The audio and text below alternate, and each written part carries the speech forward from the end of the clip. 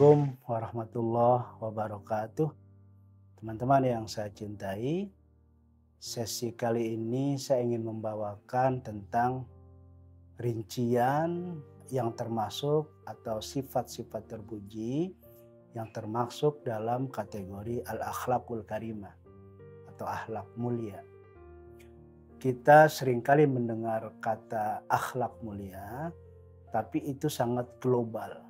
Nah, sesi ini saya akan memberikan yang berkaitan dengan akhlak mulia, tapi satu poin saja. Apa? Yaitu tentang ucapan atau lisan yang baik. Teman-teman yang saya cintai, kita tahu bahwa tujuan diutusnya Rasulullah Muhammad SAW adalah untuk menyempurnakan akhlak yang mulia. Innama bu'istu liutammima makarimal akhlak. Nah, karena itu rincian tentang apa yang disebut al-akhlakul karimah ini menjadi sangat penting. Kenapa? Karena di era digital ini, di era yang serba otomatisasi ini, orang sudah mulai banyak lupa bahwa ucapannya, tulisannya, perangainya segala macam tidak mencerminkan sebagai orang yang memiliki al-akhlakul karimah.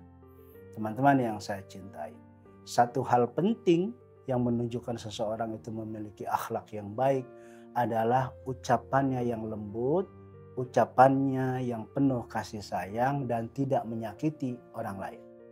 Maka dalam Al-Quran itu ada perintah yang luar biasa supaya kita ini kalau berbicara ke sesama manusia harus dengan ucapan yang baik dan ucapan lemah lembut. Wa qulu linnasi husna, kata Al-Quran. Berbicaralah kepada orang-orang dengan lembut dan baik. Teman-teman yang saya cintai, saking ucapan lembut itu sangat penting sampai-sampai ketika Nabiullah Musa dan Harun diminta oleh Tuhan untuk menemui Fir'aun. Kita tahu Fir'aun raja yang lalim, raja yang salah sedikit orang kemudian dibunuh segala macam. Tapi tetap perintah Allah itu supaya Musa dan Harun berkata kepada Fir'aun dengan perkataan yang lembut dan penuh kasih sayang. Izhaba ila Fir'auna innahu tagha. Pergilah engkau berdua ya Musa dan Harun kepada Fir'aun. Meskipun kita semua tahu innahu tagha. Fir'aun itu orang yang memiliki tabiat yang melampaui batas. Faqula lahu qaulan layyina. Kalian berdua berkatalah kepada Fir'aun qaulan layyina, dengan perkataan, dengan ucapan yang lembut. Layyin, lembut, halus. La'allahu yatazakkaru aw yakhsha.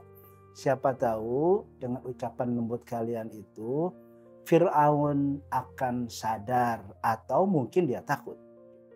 Jadi itu dia kira-kira message dari Tuhan, mau menyampaikan apapun kepada siapapun, apakah dia seorang yang bengis seperti Fir'aun, raja yang lalim, atau mungkin lebih-lebih lagi kepada orang yang baik-baik, katakanlah, bicaralah kepada orang-orang tersebut dengan lemah lembut, dengan penuh kasih sayang.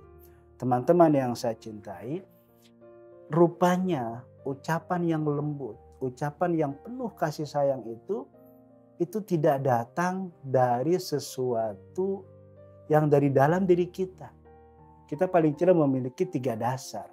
Kenapa misalnya seseorang itu susah atau mudah mengatakan sesuatu dengan cara lembut. Pertama, ada yang disebut kepercayaan. Dulu kan ada seorang filosof dari Prancis, René Descartes, mengatakan cogito ergo sum. Aku berpikir maka aku ada. Menarik kita kaji ini karena ada orang juga yang mengatakan aku percaya maka aku ada. Bahkan berkembang itu. Ada juga orang yang mengatakan aku membaca karena aku ada. Ada juga orang yang mengatakan lagi aku merasa karena itu aku ada. Nah, kesemua itu kepercayaan, pikiran, perasaan, kalau ketiga hal itu baik karena memang berdasarkan kajian dan pengalaman-pengalaman yang dimiliki oleh seseorang, maka ucapan yang keluar akan juga menunjukkan atau memiliki kualitas-kualitas yang disebut oleh Al-Quran sebagai qaulan layyina atau husna.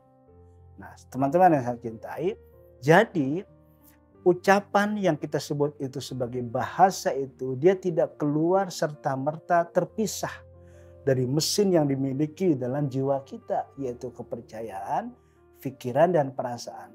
Karena itu hati-hati.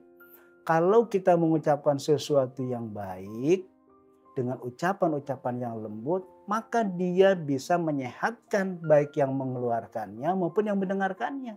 Karena apa?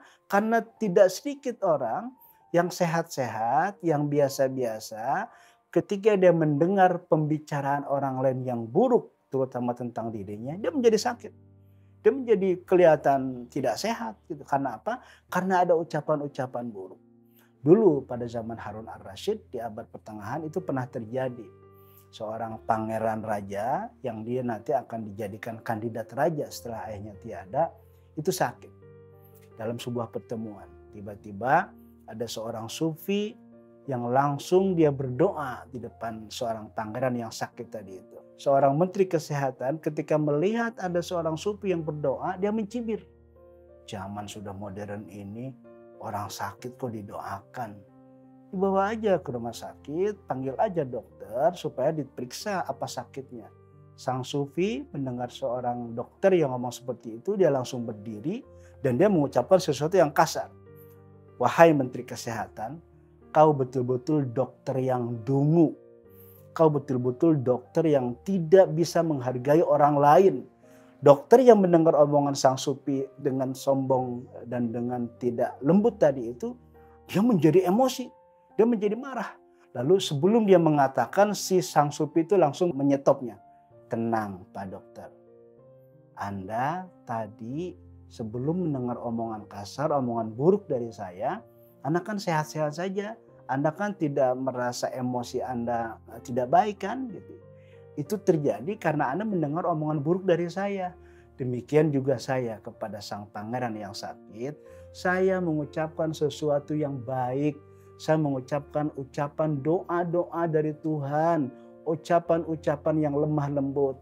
Siapa tahu dengan lisan saya seperti itu, sang pangeran menjadi sembuh seperti halnya Anda, dokter, dengan mendengar omongan-omongan buruk dari saya, Anda jadi sakit. Teman-teman yang saya cintai. Karena itu hati-hati. Ucapan yang kita keluarkan, lisan yang kita arahkan kepada siapapun, itu menunjukkan siapa kita, sekaligus orang lain yang mendengarkannya akan mendapatkan akibat dari lisan yang kita keluarkan. Karena itu ada istilah dalam bahasa Arab, salamatul insan fi hifzil lisan. Keselamatan seseorang itu ada pada bagaimana ia menjaga lisannya. Teman-teman yang saya cintai, saya kira sesi ini saya akan akhiri sampai di sini.